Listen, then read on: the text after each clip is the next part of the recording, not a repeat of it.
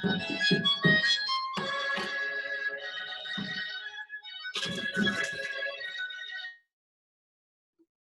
everybody, clock is 8 a.m. We are ready to go. Please, Mattia, go ahead.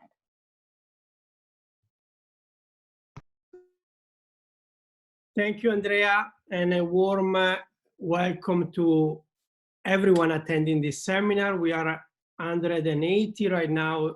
It's great to have you here participating. My name is Mattia Bianchi. I'm a faculty member at the Stockholm School of Economics since 2010, and I teach and do research on innovation management, in particular on agile development and design thinking. The outline of the seminar is the following.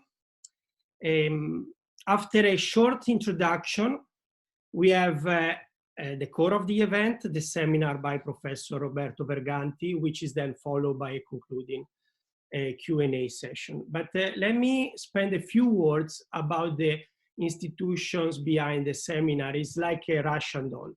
At the top, we have SSE, the Stockholm School of Economics, which is #1 business school in the Nordics, according to Financial Times. So since our inception, which was in 1909, we aim to strengthen the competitiveness of Sweden through research and education. Now, don't get me wrong, we are a very international school. The student body, the faculty, corporate partners, the projects we work with, it's in our DNA. Yet, we strive to make the best contribution we can to Swedish society and its business community. Our educational mission is to shape our students into free future business leaders. So fact and science-based mindset, reflective and self-aware, empathetic and culturally literate, entrepreneurial and responsible. While the first F and the last E are not uncommon, I want to highlight self-awareness, empathy, and cultural literacy. We believe that in current times, dominated by artificial intelligence, digital machines, and the like, we need to grow our students, not only in their minds, but also in their body and soul. We need to give them not just skills in economics and business administration, but also a broader and deeper understanding of society. The SSE Art Initiative is an example of what we do to achieve this mission. So the campus has artworks and exhibitions all over the place. And it's supposed to act as an intellectual itching powder, stimulating the senses of our students, making them feel free and alive in relation to the world around us. SSE has 4 strategic areas: finance, retail, innovation, and sustainability. And the House of Innovation is the unit at the Stockholm School of Economics that is responsible for the innovation area. It was created 2 years ago with generous funding from Erling Persson Family Foundation, Scania, the Wallenberg Foundations, together with a consortium of other companies. Here at the House of Innovation, we study the innovation phenomenon with multiple lenses, not just as new product development in established organizations, but we also look at startups, at entrepreneurial ecosystems. We investigate the role of information technology, of digital platforms, of service design. And also we are more than an academic department, because our intention is to contribute to society and the industry broadly. So we have a very multifaceted structure. Research centers, many ones, each one focused on a specific innovation theme. The startup incubator of SSE, which is called the SSE Business Lab, and also the Stockholm School of Entrepreneurship, which is a consortium of the 5 main universities in Stockholm. In this big house, of course, we also have a garden, the Center for Design and Leadership. I'm mentioning the garden because it's the center that Roberto Verganti created when he joined SSE last year. And the garden is based on the realization that the fundamental challenges that the world is facing today require a radical transformation of the way business people practice leadership. A new model of leadership is needed that takes inspiration from design to help leaders shape a more meaningful and sustainable future. And at the Garden, we're trying to develop such model. Now that Roberto is forced to stay home due to the lockdown in northern Italy, I'm pretty sure that he misses the garden a lot. And I was actually reflecting today how valuable it is to have a garden today in your house, because you can enjoy the nature with some social distancing. Anyway, ladies and gentlemen, let me introduce you Professor Roberto Verganti, surely a thought leader in his field, one of the first scholars to promote and apply design perspective to innovation and leadership, a long productive career at Politecnico di Milano, a top leading technical university in Italy, before joining SSC in 2019. Roberto is a 360 degree academic. He has published many articles and books. He works with companies regularly. He also collaborates with policymakers. In fact, he's a member of the advisory board of the European Innovation Council. It is with great pleasure and gratitude that I give the word to Roberto for his seminar. Thanks for your attention and enjoy it. Thank you, Mattia. We practice what we preach. So I'm in the garden. And in Brescia, so you can see here, this is the city, and this is the garden. There is a dog upstairs, and so I hope it will not bark too much. Let me thank, first of all those who woke up early this morning to join us and to share with me this reflection that you can imagine are quite fresh. It's the first time I reflect with someone on how to do business in the new normal. And and I was thankful to Stockholm School of Economics to give me this chance to reflect together. It's a subject that is important. Everyone is reflecting and everyone is wondering how business will be in the new normal. It's a question that is central for everyone. It's not only business, how life will be in the new normal. And what do we mean by the new normal? It was yesterday, life before COVID came and visited us, and where you can go on a cruise, you can do many things. Maybe some of these things will not happen anymore. Now we are in a phase of more or less lockdown. Someone is locked inside. Someone can still move around. Italy is more into the first cage and Sweden is a little more in the second one. But we will talk about tomorrow. And by tomorrow, we mean, let's say something around September and 2025. So the new life and the new business after the pandemic, the big wave of the pandemic will be gone and released. We know that things will be different for the good or for the bad, and we want to investigate this. So what I would like to ask you first is if you take your phone with you now and you go to paulf.com/Verganti, you will see that there is you can connect exactly. So people is already answering. Just to check who is connected remotely and where you come from.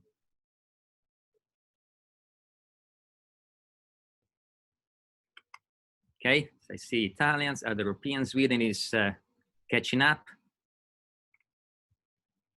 Interesting. Other Scandinavians, good. Sweden is winning. I know that for Italians it's difficult to wake up in the mornings so early, so I'm not surprised. Even outside Europe, fantastic. So we'll give a little more time to if you're all alive. I see more than 100 people already answered. Let's give it a little more time. So my double nature, Sweden and Italy, okay, other Europeans, there's still a lot. Still a lot outside Europe. So, and we will talk a little bit also about what's happening in Sweden and what's happening in Italy, although our perspective is not policy making is more about business, we will also reflect a little about culture and policies. So, okay, I see that Italians are waking up. Maybe that 8:10 is a better time. So let's move forward and ask you another question, just to understand a little better who is connected. So let's say one-third Swedish, one-third Italians, and one-third for the rest of the world. Okay, fantastic. So I turn so we can stop when Sweden, okay, 35%, good. The next question, you will see it there appearing soon in your phone. And the next question is, what is your institution, your organization, just to understand, who's there. Okay, fantastic. A little bit of non-profit, a lot of organization for profit. Good, good, good. And I see that now you're getting used to this. Oh, fantastic. You're very fast in answering. So good, let's move. So let's say mainly company. This is exactly the people we need in this moment to reflect. Those who probably, like everyone, of course, wonder how business will be. Fantastic. So about 2/3 from businesses. Good. So what's happening here? Okay. So next question is a question about just to test your understanding, your knowledge about business in the future. So this is a question about the last week of March, okay, in the US. Which good had greatest increase in spending? So basically when the US started to lock down, these are data from credit cards. What happened there? Okay. Alcohol, home improvement, good. Healthcare, not so much. So this is the increase in spending. Interesting. Not a lot on charitable giving. People prefer to enjoy their time with alcohol, which is quite interesting because probably a lot of you have been hearing that there is sales of alcohol have increased for homes, less of course in the restaurant. There are basically locked down. Okay, so alcohol, home improvement, gaming, healthcare, and charitable giving. So these are the data. You can see here, actually video streaming and gaming, we'll check later, is more about here. What is interesting here, see home improvement is about there. Alcohol is there, you see, you got it quite good. Charitable giving, even less. But we can check some more details in the data. What is interesting, if you can see here, spending in health has gone down. This is quite unbelievable, but people spend less than usual in health. Of course, a lot of less in fitness but also you see also in pharmacy, so much, this is quite surprising. Not surprising was the fact that alcohol was good and games were good. So this instead is what went bad. Which good had the greatest decrease in spending? Okay, so, okay, luxury, much less. Discount department store. Interesting. Sporting less, okay. In Italy, people cannot even go out and run. Okay, toys. Okay, children, we still want to play, activewear. So we all agree that luxury is the one that is suffering most. Let's see what's happening here. Okay, what you see here is that in reality, the biggest decrease in spending, it's, of course, let's go to the left first. Luxury, not so much. Luxury, not so much. I had a call with a friend from Gucci last week, and luxury actually is, of course, is suffering, but usually is more resilient. Discount department stores that are suffering a lot. Activewear, not so much. So people still buying things for moving around. And of course, entertainment is suffering significantly, and gaming, as you said before, was quite good. So this is what we have, and the reality is that everyone is trying to in this moment to understand what's happening. This is just it's just a collage of different organizations trying to predict what will happen in a new normal.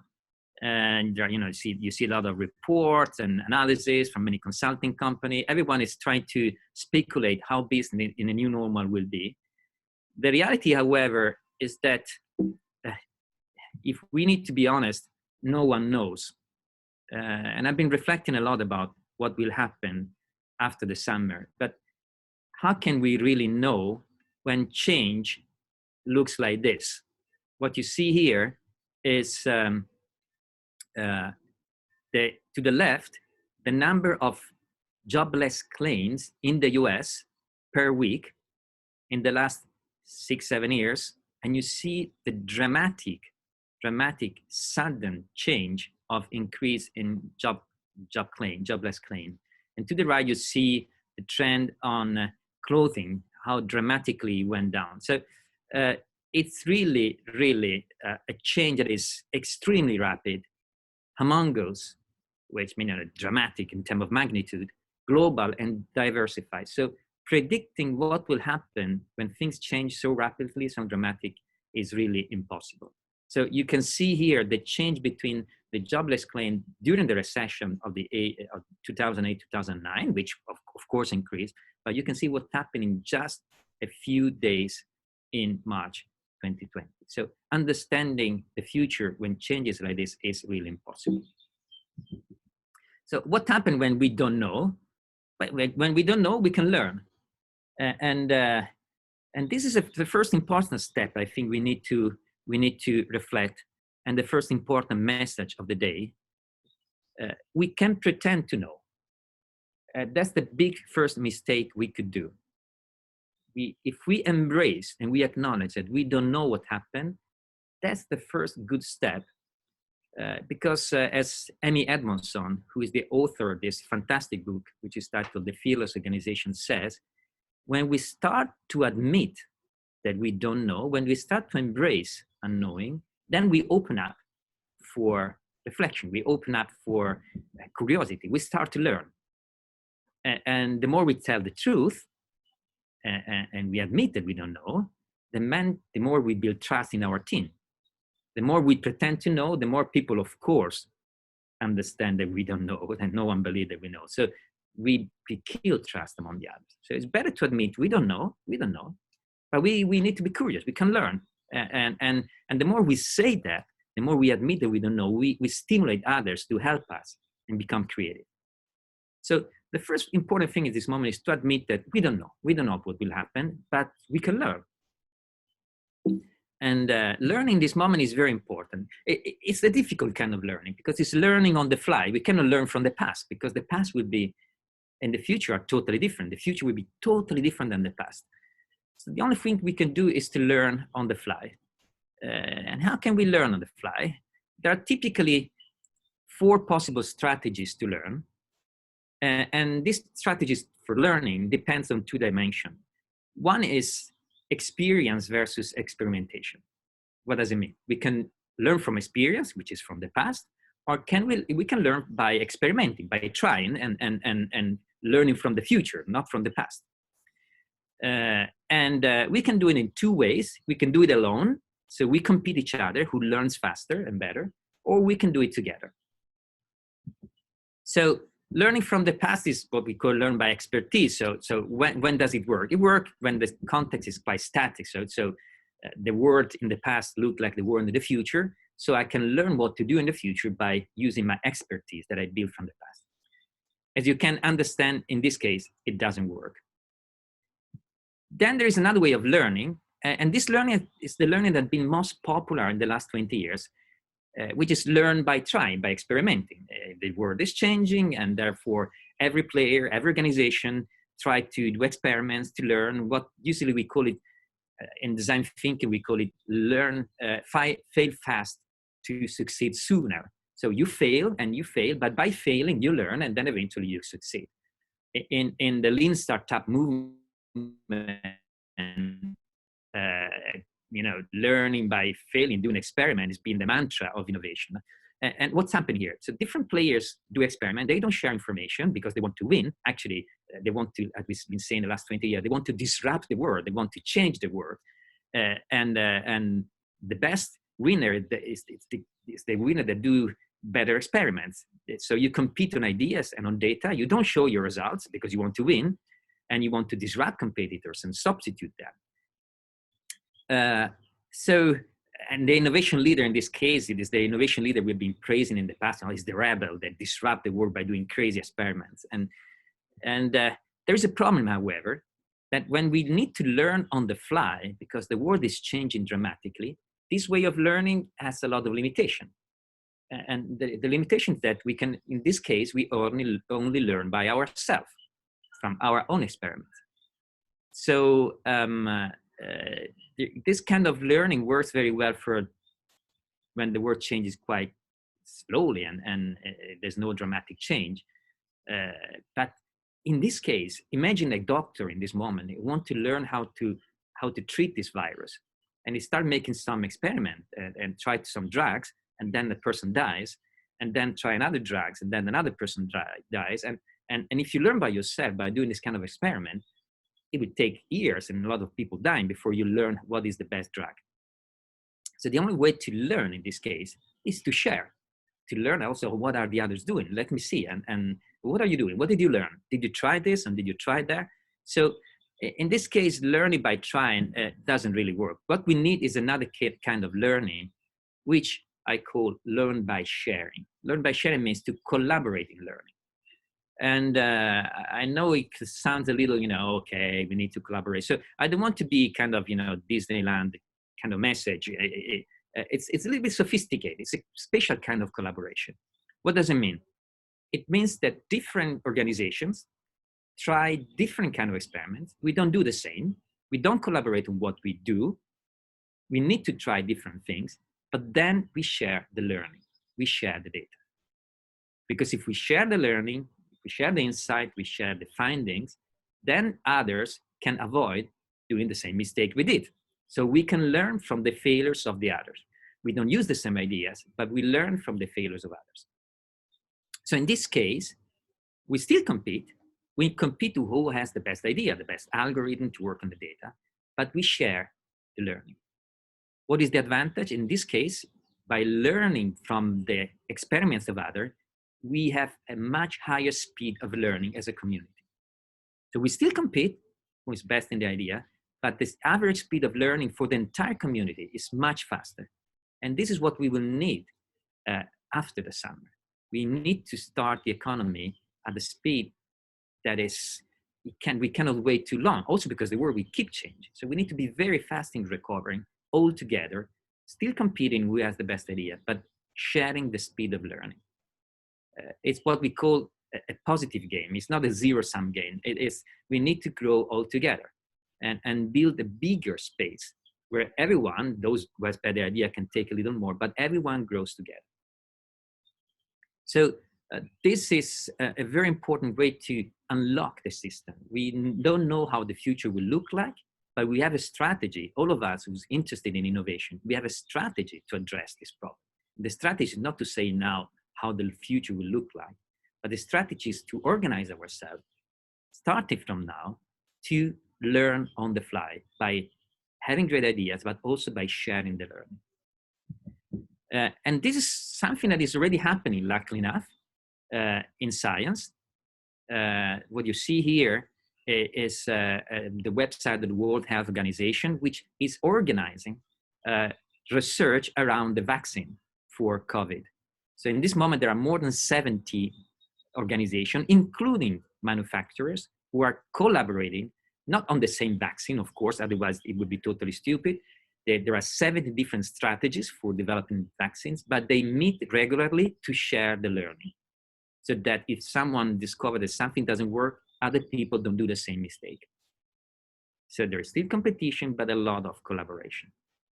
So you see here, this is an unprecedented worldwide collaboration to share data, reduce inefficiency, and duplication of effort. Same thing is happening now in Europe.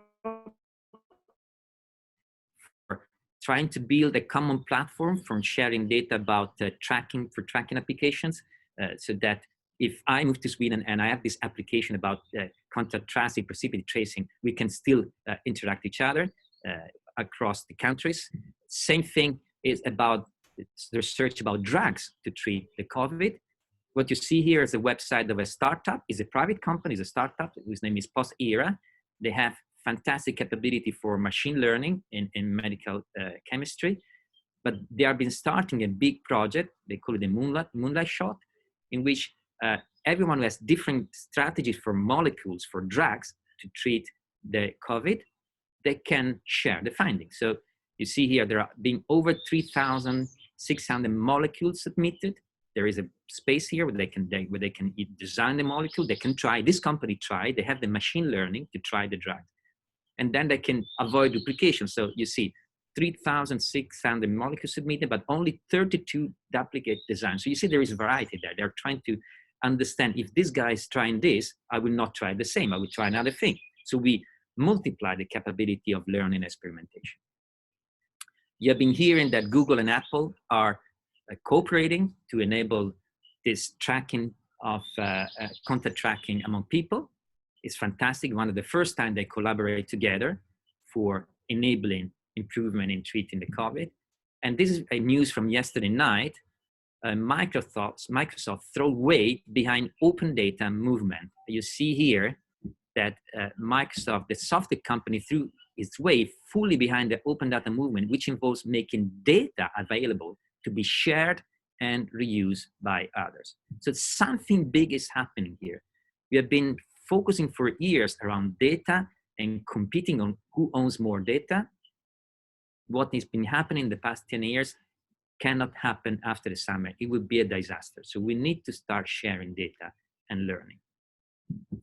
So this is what we need for the future.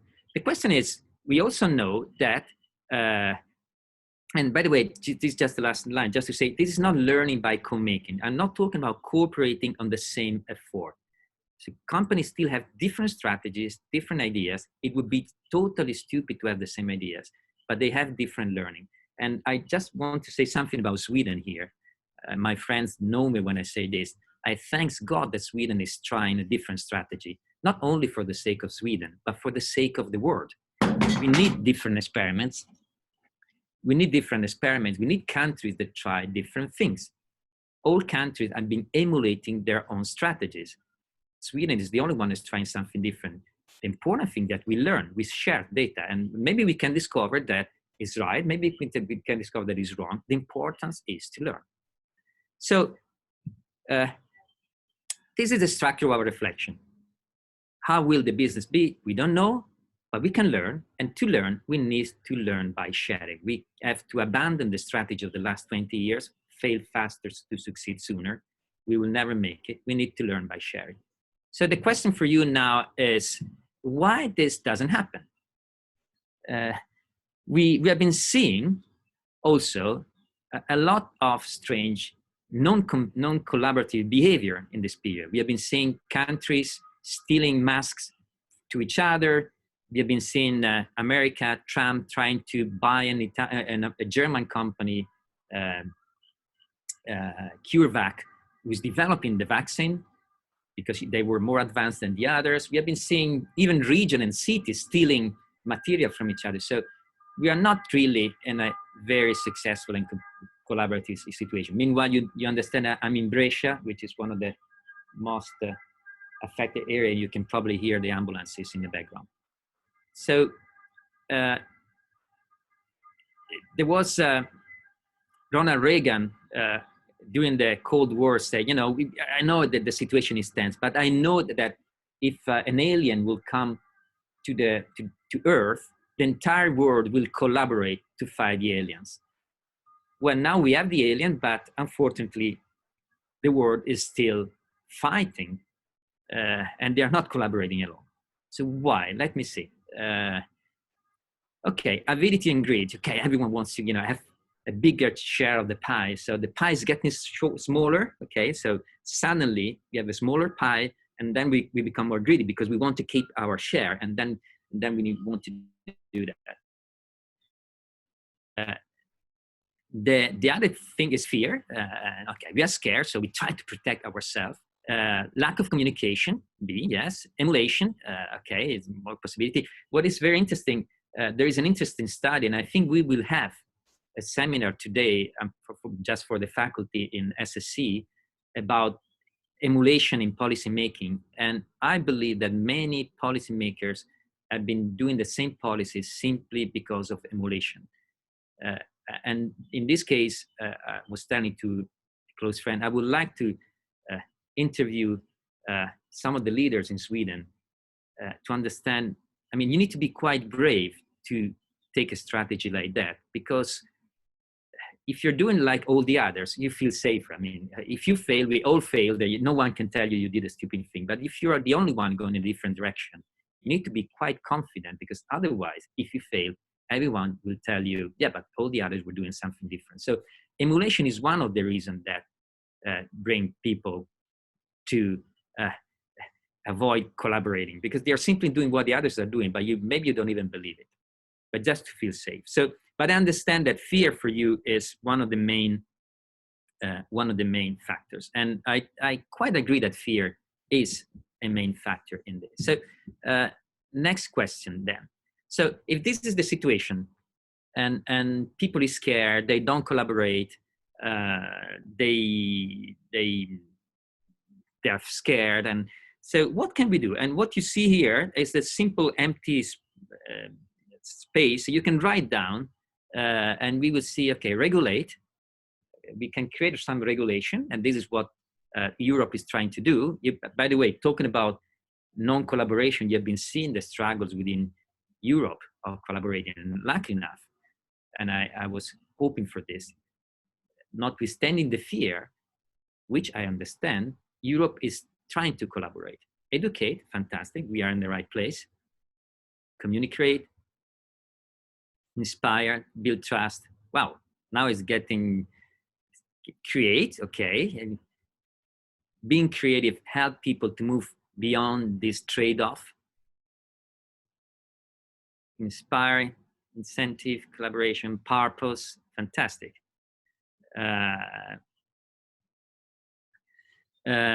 So let me see, educate. I like that. I don't know why, but I like the word educate. Let's see what we can do. Let's move. Communicate, it's very important. Yes, communication, I have to say, it's very, very, very important. When people don't communicate, things become much more difficult, and trust comes from there. So let's see, awareness. Let's see. So, so what you build before is a kind of understanding, you know, in a moment like this, people is scared. I mean, it's very interesting. We are touched in our own life. I mean, health is not something trivial. It's something very scary. It comes down to the basic instinct of survival. And when we are touched in the instinct of survival, we become scared, and fear, as you said before, is the main reason for that. And then avidity is not the real reason. I'm still positive about human nature. I don't believe people is greedy. They may become greedy when they are scared. And they're scared because they want to survive. So how can we unlock the system? Because we cannot really compete in this moment. We need to share and learn by sharing. So how can we do this? What you see here is the image of a psychologist. His name is Viktor Frankl, and a fantastic book which has been inspiring me a lot in the last few years. And the title is Man's Search for Meaning. And it's a beautiful book that is important in this moment. Frankl was a psychologist younger than Freud, and he didn't believe that people were driven by pleasure. He believed that people were driven by meaning.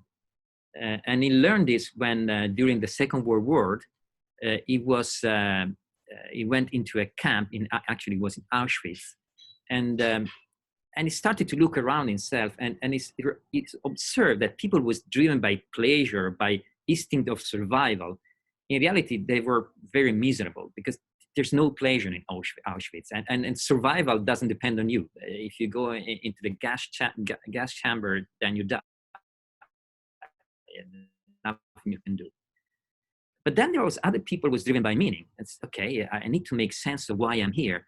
And in this case, this was, I want to get out of this and meet my wife, and then I will write a book about this experience. And this connection with this family and his book and his theories and wanted to understand, he gave this, okay, if I'm here, there is a meaning because I'm learning. I learned what's about this experience. And there's no correlation with survival, of course.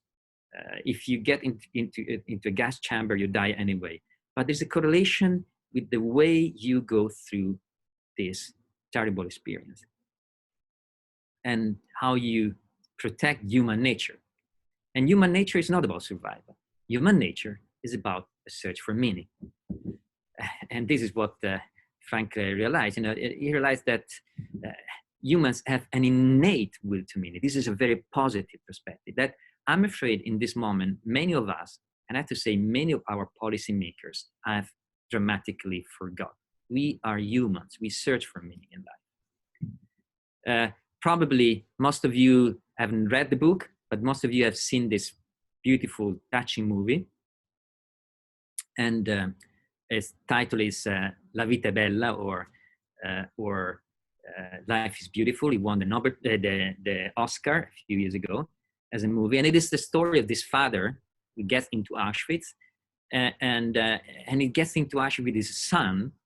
And what he's doing in the entire movie is try to pretend to talk to this child and try to pretend that this is all a big amusement park. It's not real. I mean, it's just a game. So you see now the Nazi will enter, but they are not Nazis. They are just, it's the staff of the amusement park. So, and if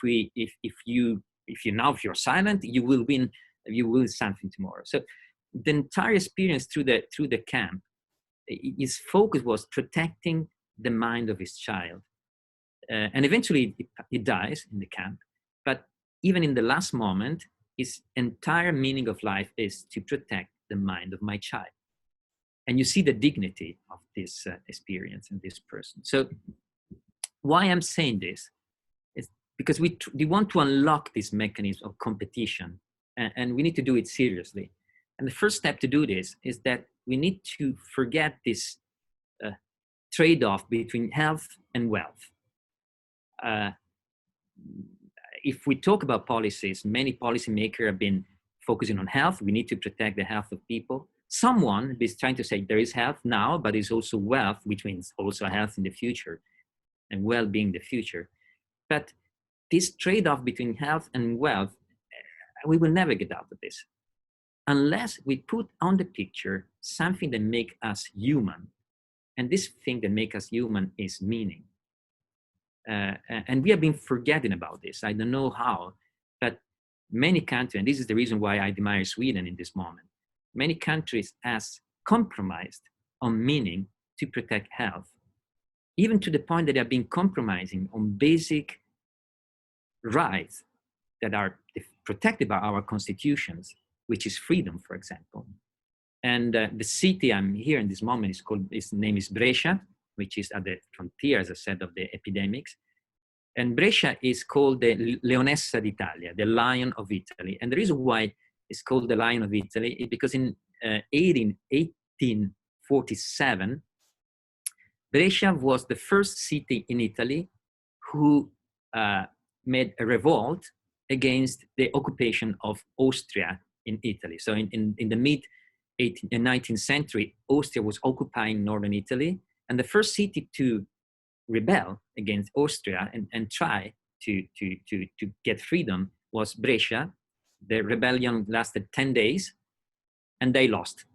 But a lot of streets in the city have the name of the people who died in that moment to have freedom. And if we are the way we are today, it's because people in the past, our grandparents, had been losing their life for freedom. And I don't understand how we forgot about this. So those who put life first have forgot that we are humans. We are not animals just fighting for survival. We search for meaning, to the point that many people even decide to lose their life, or they put themselves at risk to be close to people they care for.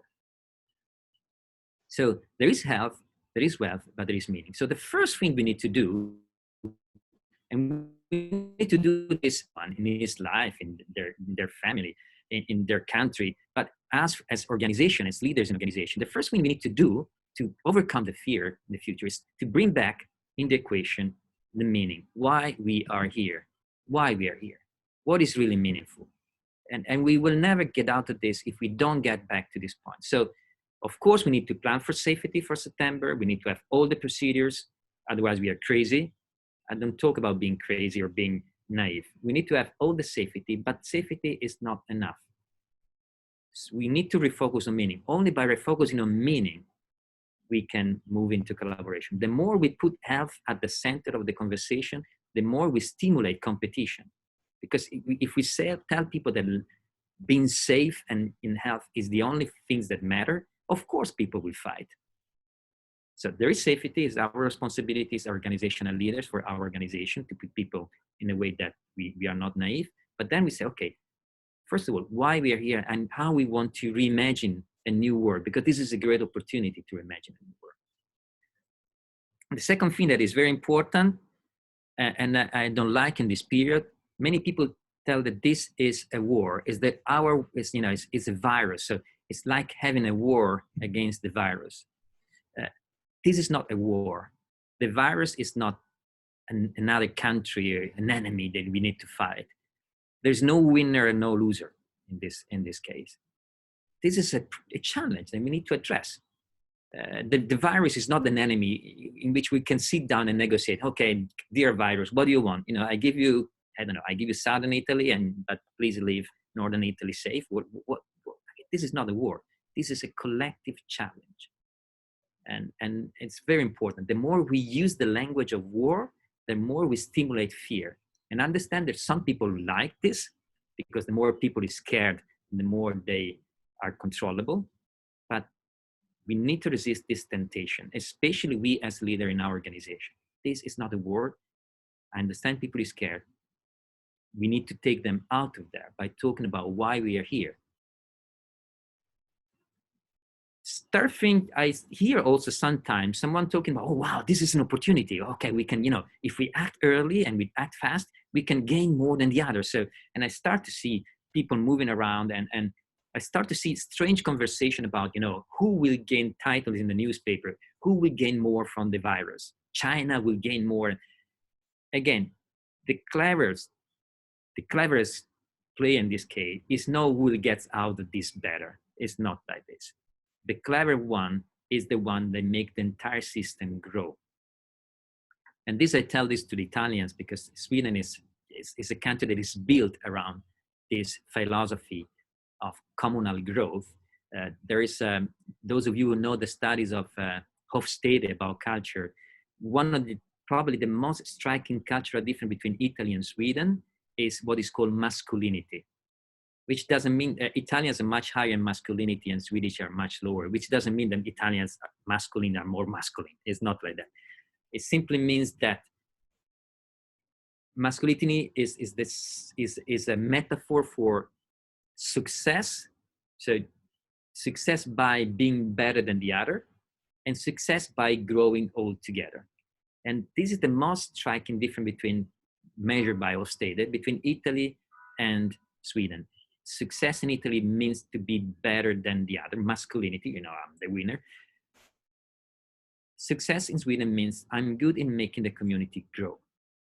So this is not an opportunity in which we need to be masculine, but we need to be feminine, growing all together. Last thing, which is very important when we will get back to work, is be empathic. I know it's interesting to be cool and some people is happy in what they are doing. They can be more clever, more intelligent, but out there is people is suffering. So, and most likely in many countries, in Italy, everyone has someone who is suffering this moment. And in my department, in Politecnico, in only my department, 4 of my colleagues have lost their fathers. So when you will talk to people around, remember there is someone next to you that I see people sometimes taking, oh yes, I've been doing this, cool, and I'm not scared, but there is people who suffer. So be empathic when you talk.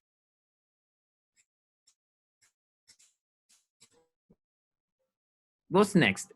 So refocus on meaning, plan for safety, refocus on meaning, then act first. So when we want to cooperate, that's another game theory. They say, you know, when there's a famous game in game theory, which is the game of the person who is drowning, and there's a lot of people on the shore, and imagine there is a person drowning on the water, and someone is to dive into the water to save it. And mathematically, you can demonstrate that the more people is on the shore, the most likely that that person will die, simply because the more we are on the shore, the more we expect that someone else will dive into the water to save it. So why should I do it? If you're the only one, it's most likely that that person will be saved because you're the only one, you feel responsible. So in a moment like this, that would be a big mistake, to wait and see for the others start cooperating. We need to act first. We as leaders need to act first. We need to be the first one to start acting a process of cooperation. In the new normal, the hero will not be the rebel, the guy who destroy and disrupt the competition. The real hero is the catalyst, the guy who starts a process of mutual cooperation. Not only the guy to start, but if someone starts, what we can do if you are the second, we can join. And cooperation is about joining others. Maybe we wanted to go in a different direction, but this is the moment to cooperate. Let's join together. So, and if I know that in competition between businesses, we are scared because, you know, what is this crazy? Should we share data with the others? But this is the prisoner's dilemma. And the prisoner's dilemma, you probably know it, is a mathematical model that shows that there are situations in which if we communicate, if we cooperate, we build a bigger pie. So the strategy of competition means maybe I will have a bigger share, but the pie is smaller. Instead, what we need to point to is that, guys, you know what? If we cooperate with our competitors, with our players, the other players, maybe the share will be smaller, but the pie will be bigger. And in absolute terms, the share we have is bigger because we want the bigger cake. And 5% of a big cake is much bigger than 50% of a very tiny cake. So this is the moment we need to point to the big cake, not to the size of the share. And finally, the last thing is do it right. Do it right, what does it mean? Do it right means collaboration is sophisticated. And what kind of collaboration we will need to learn by sharing. And the first thing is that we don't need to necessarily collaborate with our competitors. Collaboration, we learn a lot by collaborating, especially if we want to understand what will happen in the future in the market with our customers. Maybe if I'm a company doing cars, I don't need necessarily to share experience with other companies in the car industry, but it's more sharing experience with other companies doing transportations, mobility, and we can learn a lot from other people outside our industry, but in the same context of use. Then we need the right sharing, which means don't share the strategies. We need different strategies. Try different things, but share the data and learning. And then we need the right process. This is really scientific process. And in science, collaboration is the practice. Scientists share their learning. They have different ideas. They hope to get their idea there earlier, but they can share the data. They meet to share the learning. This is an amazing community. You see scientists meeting in conferences, they share their learning, but then they go back and they write the article first, but then they share it again. So we need this in which we make hypotheses and make experiments. And if you like, I said before, we need to start first. We are here at the Garden. We have been practicing this kind of collaboration for a long time, the last 10 years. We have a methodology that we call the Interpreters Lab, where companies from different industries together, and they share their findings, they share what they see, they share information about the scenario. And you can see this methodology described in my last book, which is titled Overcrowded. In chapter 8 of that book, we describe this methodology. How can you learn by sharing? So whenever we want to start this process in Sweden, in Italy, we are there to help, and we will be proud to have a process of learning by sharing. The best thing would be do it by typology of theme. Can be mobility, can be healthcare, can be education. Everything we can help you to bring together this kind of community. So this is my last slide. As a summary, what do we need in this context? What will happen in the future? The summary is that we don't know. But if we admit and we accept, we embrace that we don't know, then we get ready to learn. And learn on the fly. We will need to learn all together. So we can get ready now, start now getting ready to learn. And how do you get ready to learn? By start to create these communities in which you share learning and platform and data. So the winner, the real winner is not the one who will win against the other, but the one that will help the entire community to grow. We will not need to compete on data. We will share data, but we will compete on ideas. And the ideas, they're fine. Everyone can have better ideas, but we need to share the learning. And the point will not be to disrupt. We don't need more disruption in this world in this moment. The point is to move together and transform the world into a better direction. And the big hero will not be the rebel. The big hero will be those who help the others to collaborate. So we also need a new narrative in research. So in the last few years, we have been talking a lot, and we have a circle of leaders in our garden in Stockholm School of Economics. We're reflecting a lot on the meaning and purpose in organization. Every leader now, in the last few years, have been saying, I want my company to be driven by purpose, not driven by profit. I want meaning to be at the center of my organization. I want to change the world. And they were telling this for sustainability, which is 50 years from now. Well, this is the moment of truth.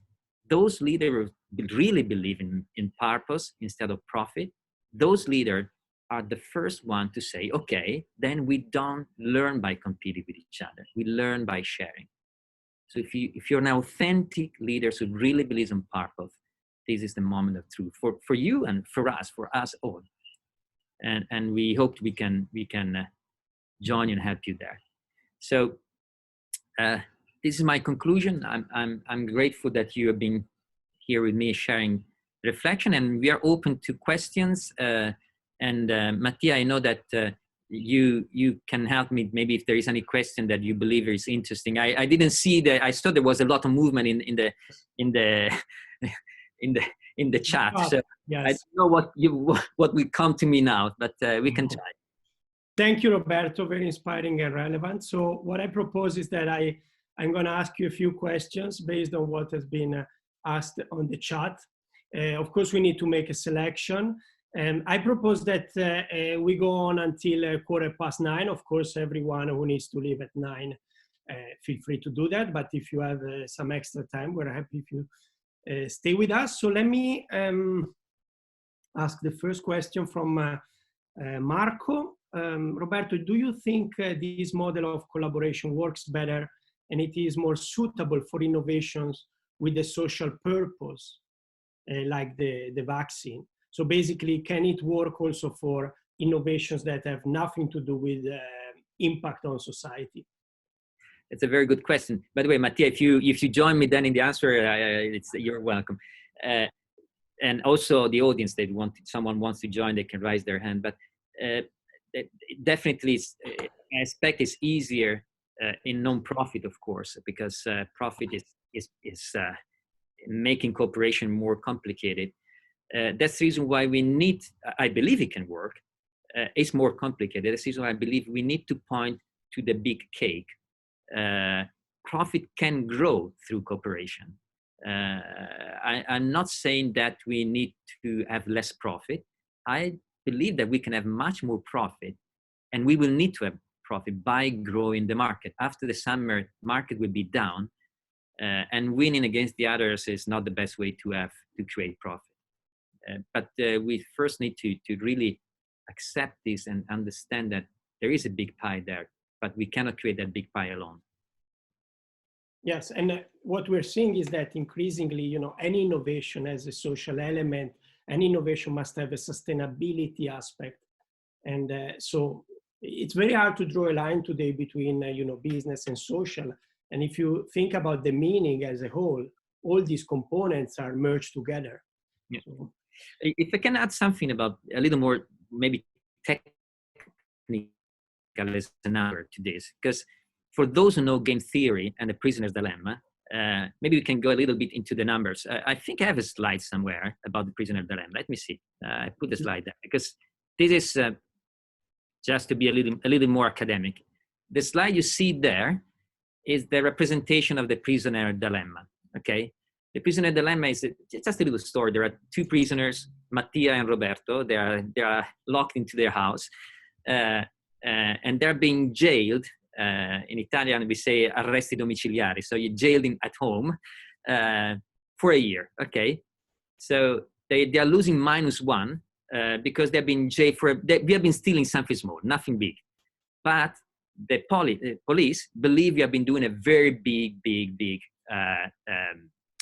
bad thing, which means we will be jailed for 12 years if for this kind of thing. So the chief of the police come to me and says, "Dear Roberto, you're being jailed for 1 year, nothing dramatic, but I suspect that your friend Mattia has been doing something very bad, and I know you know.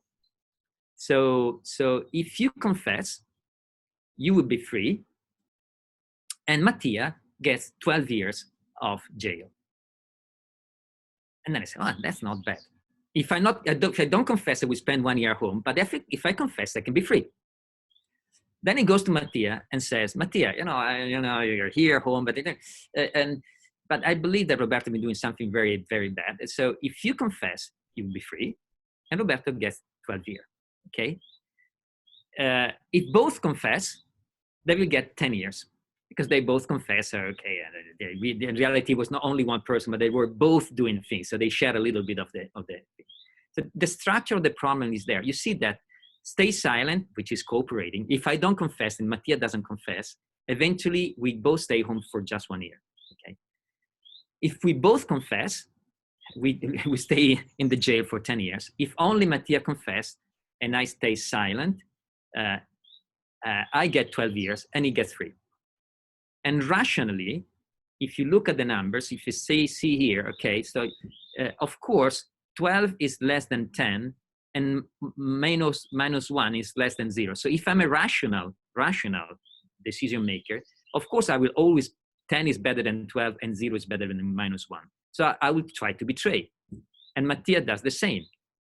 10 is less than 12 and 0 is less than -1. So he will try to betray and eventually we betray. So that's the classic clever police chief. This means that the prisoner dilemma means that the only way for Mattia and Roberto to cooperate is only one, to talk to each other. But even if we talk to each other and they say, okay, do you agree? We will never talk. 1 second later, Mattia is tempted to say, yes, but you know what? I can be free, so I will betray. So the prisoner dilemma eventually only have one solution. When people do cooperate, when we do see things in the long run. So it's been demonstrated that if Mattia knows that there will be another dilemma later, of course he doesn't betray me because next time I will betray him. So the only way to be oriented to cooperation is to see things in the long term. If we focus just on this moment, we will always betray. We will always try to keep the best. But if you see things in a perspective, there is one game today, but if I focus on this one, I destroy the game for myself or tomorrow. So eventually in the long run, I will lose. If I understand this, then we cooperate. And it's profit. So it's really profitable. You build more profit.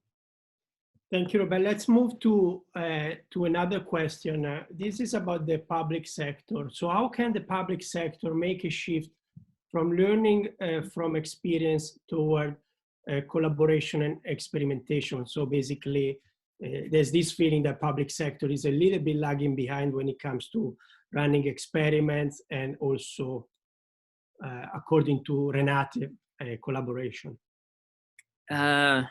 It's interesting because in reality, the public sector should be the first one to be more open to cooperation. So in this case, I think there is another factor you mentioned before when I was asking, which is, of course, collaboration requires processes and methodologies. And I don't believe that the public sector is not interested in cooperation. It's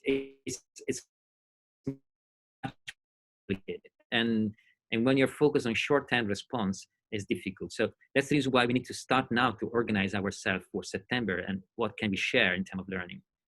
Then I understand public sector. Then there's policymakers, and that's another story.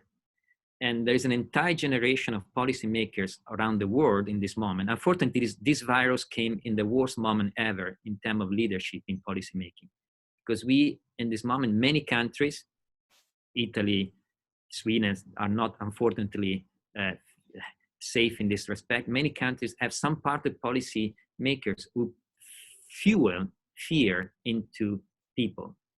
And we know why, because when people is scared, it's easier to control them.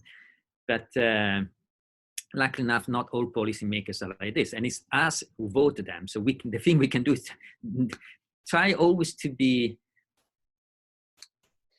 when leaders in general spread fear around, try to be very suspicious.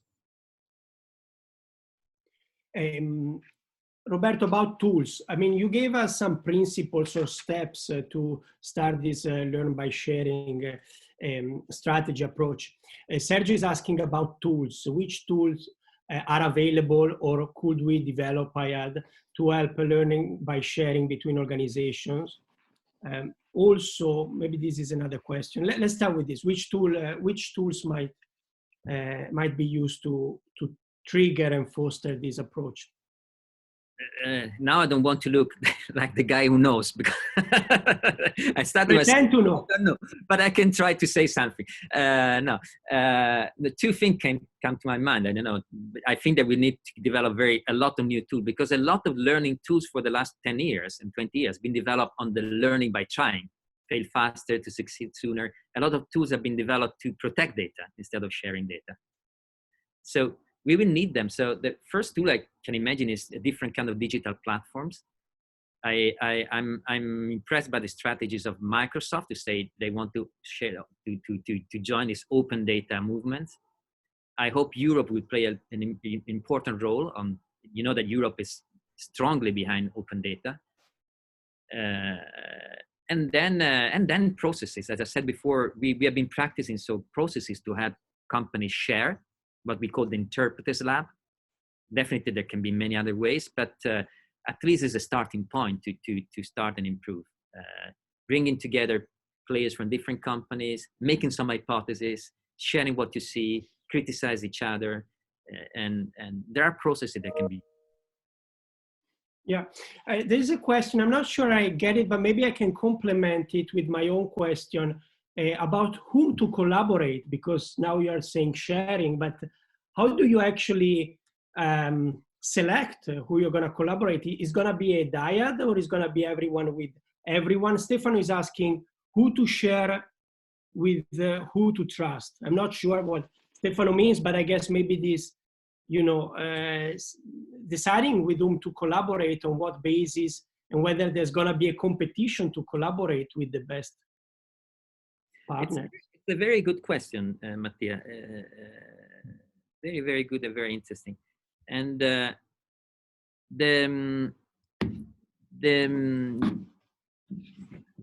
are two, maybe, there are two maybe levels. One is whom in terms of category, let's say.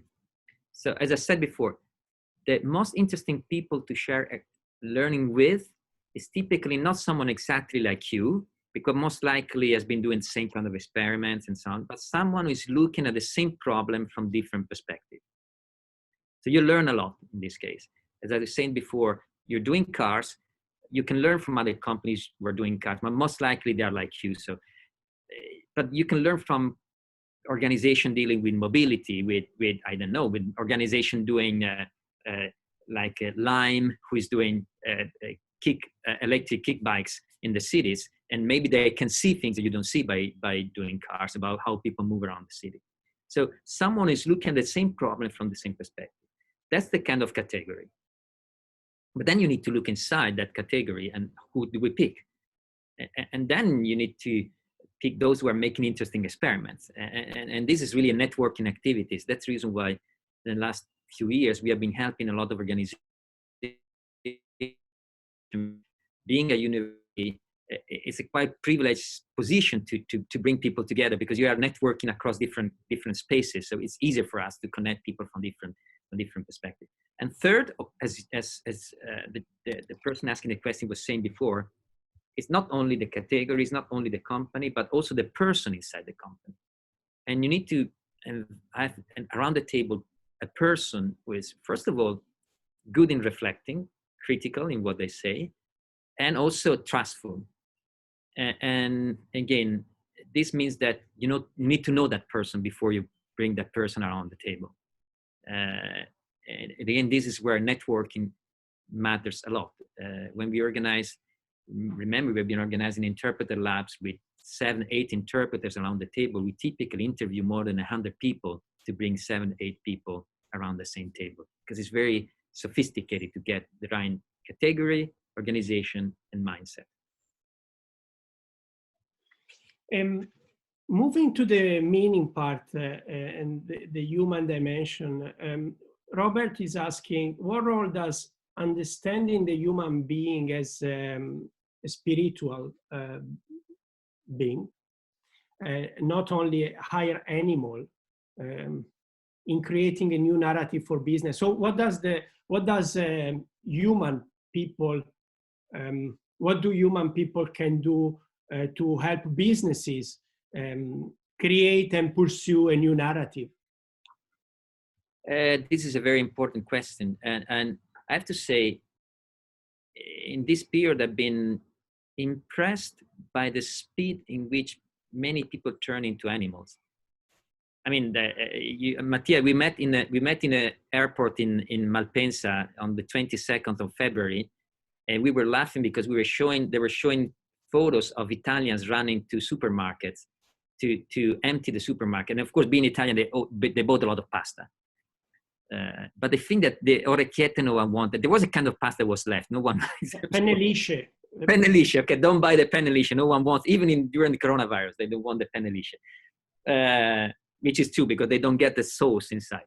But anyway, and in Japan it was all about toilet paper. I don't know why, but it's unbelievable. So,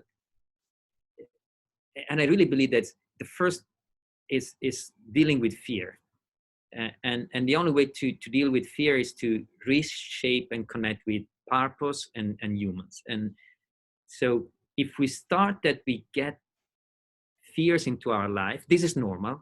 This is normal to be scared. We are all scared. I'm scared. And the best thing is to feel it. I mean, to feel, okay, I realize this is fear. So hold on a second. I'm not an animal. What's the purpose here? So if we recognize and we help people recognize and we don't fuel fear, one example, most theories of change management in the past, in the 70s, describe change management into unfreezing, changing, and freezing again, okay? And the classic way to unfreeze an organization is to create the burning platform. We need to change because the house is burning.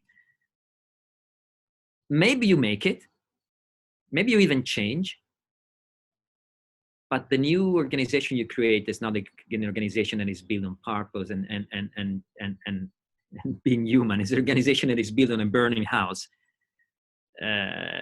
So we need to change narrative in leadership. We believed in the past that the only ways to change is to spread fear first. That was 50 years ago. The world is different. Yeah.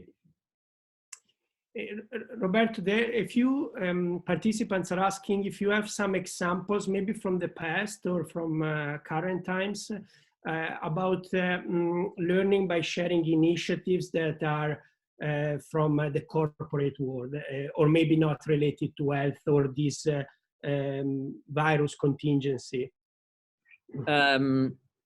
Actually, that's a fantastic question. If I can, I will turn the question to the audience, because I'm searching for this. And I'm searching for examples, because I'm writing an article on this. So I'm searching for examples of organizations like Microsoft. I mean, I was lucky yesterday night Microsoft released this press release. Organizations that are, in this moment, it would be even better, that are operating to share data, to share learning, to address the challenge. Also, examples from the past are fine, but if you have examples that come to your mind, we have 250 people connected. If you have examples of situation that you know, maybe in your organization, send it to us. You see my email there. So if you have stories that you can want to share, because I'm writing an article, so the more stories we have to share of good examples, the better it is. We need good examples. I'm thinking about, consortia to create a standard, the Blu-ray back in the times of home entertainment on a physical device or a 5G. But then they all converge to a single output. It's not that they share, but then they have multiple. It's another kind of collaborative learning, that what I call co-making. It is even more advanced in terms of collaboration, and it works very well when you have time, because standards require a long time to set up. But if you have even milder, collaboration just by sharing learning, not necessarily doing the same thing, different experiment by sharing the learning, that would be great. Yeah, I can Hyperledger technology can help bring decentralized co-cognition distribution communities to the business playground. From Daniel. Yeah, maybe all this blockchain movement. And if you want to, if you have a longer story, you can write me an email, and I will then connect and. Okay. Some participants were asking sources of your data. I guess some of them are included in the in the presentation that they will get, the webinar recording, but otherwise we'll find a way to. The data you saw, especially at the beginning, is an article from the New York Times. Actually, the complete link is in the notes of my presentation. So Mattia, what I can do later, I can resend a PDF with the link visible, so that some people can connect to the articles that I've been mentioning. Thank you so much, Roberto. I don't know if, Andrea, you have a final institutional communication to make. Otherwise, we're really grateful for your insights, Roberto. We're grateful to all the participants. You were many, still now you're so many, so a good day. Yeah, you've been a fantastic partner, so great. You didn't make me feel alone. Finally, yeah. Thank you, Mattia, and thank you, Roberto. It was a very, very nice webinar. So I don't have much to say, but that we will share the recording and the slides in a little bit. So thank you, everybody, for joining so early in the morning. Thank you. Ciao. Bye-bye. Bye.